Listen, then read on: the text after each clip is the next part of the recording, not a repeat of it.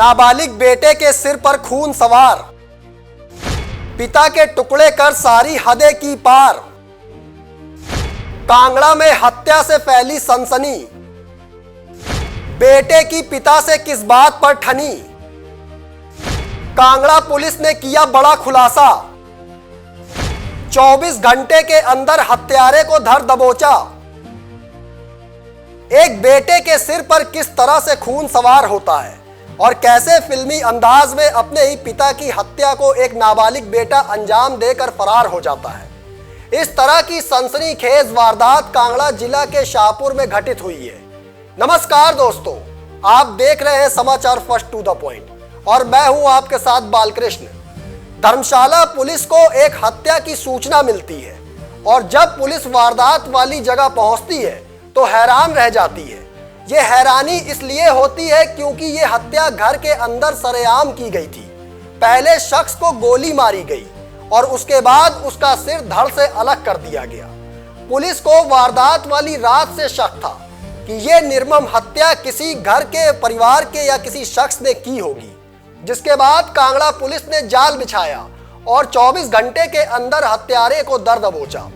हैरान करने वाली बात तो यह है, जब पुलिस ने इस हत्या का खुलासा किया तो हर कोई दंग रह गया। 45 वर्षीय शख्स की हत्या किसी और ने नहीं बल्कि उसके ही नाबालिग बेटे ने की थी और पिता की हत्या के बाद वो बाइक से पंजाब फरार हो गया था।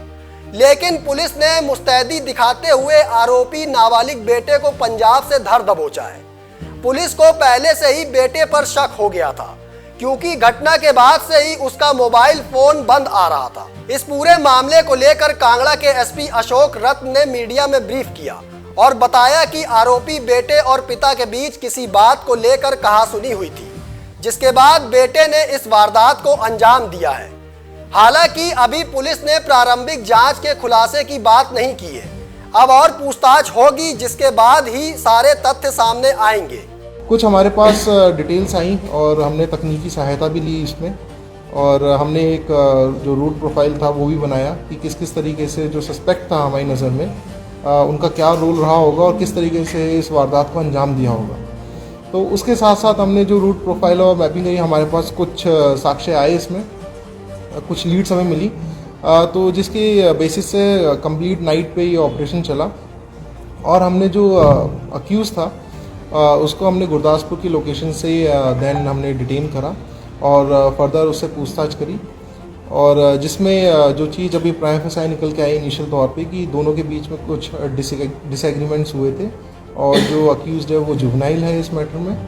तो ये सारे जो साक्ष्य हैं अभी तक हमने 24 घंटे में इसको पूरी तरीके से हम कर पाए और उस केस को फ़िलहाल अभी तक जो हमारे पास इंफॉर्मेशन है उसके हिसाब से इसको हमने सॉल्व करा है। पुलिस का मैंडेट है कि सिक्योरिटी लोगों की जान की रक्षा हमारा काम है। अब चाहे उसके लिए रात लगे चाहे दिन लगे, वो हमारा डोमेन है और मुझे लगता है कि हमें उस डोमेन को भलीभांति पूरा करना चाहिए। इट डज़ नॉट मैटर आप सोएं नहीं सोएं, लेकिन जो जनता है वो सोनी चाहिए चैन से। तो हमारा यही एक वो है मैसेज भी है लोगों के लिए कि कोई क्राइम करेगा वो पकड़ा जाएगा। बाकी जो हमारे सिटीजन्स हैं दे शुड फील फ्री, अगर कोई मैटर ऐसा होता है तो इमीडिएटली पुलिस को रिपोर्ट करें, तो और ताकि सही और तुरंत तरीके से कार्रवाई उस पर हो पाए। ये पूरा मामला शाहपुर के सुधेड़ पंचायत के तरेला गांव का है। बताया जा रहा है कि पूर्व उप प्रधान रहे मृतक 45 वर्षीय विनीत दीक्षित का बेटा 11वीं कक्षा में पढ़ता है और वो इस वक्त 17 साल का है। फिलहाल हत्या के पीछे की वजह अब तक सामने नहीं आई है। पंजाब से आरोपी को पुलिस धर्मशाला लाई है। आरोपी को जुवेनाइल जस्टिस बोर्ड के सामने पेश किया जाएगा। इस पूरी वारदात को लेकर एसपी अशोक रत्न ने बताया कि पंजाब पुलिस ने भी कांगड़ा पुलिस की काफ़ी मदद की है। उन्होंने मीडिया को ये भी बताया कि अभी पुलिस इस मामले में ज़्यादा जानकारी नहीं दे सकती। फिलहाल मामले में बारीकी से पूछताछ की जा रही है। एक एक कर सभी तथ्य सामने आते जाएंगे। इससे साथ पुलिस ने यह भी स्पष्ट किया है कि किसी को घबराने या डरने की कोई ज़रूरत नहीं है। कांगड़ा पुलिस लोगों की सुरक्षा में दिन रात मुस्तैद है। अगर किसी को किसी भी समस्या या शिकायत मिलती है तो वो पुलिस को फौरन बेझिझक सूचना दे। दोस्तों, फिलहाल मुझे दीजिए इजाज़त, फिर मिलेंगे एक और स्पेशल रिपोर्ट लेकर। लेकिन कमेंट बॉक्स में आप अपनी राय देना ना भूलिएगा। तब तक के लिए धन्यवाद।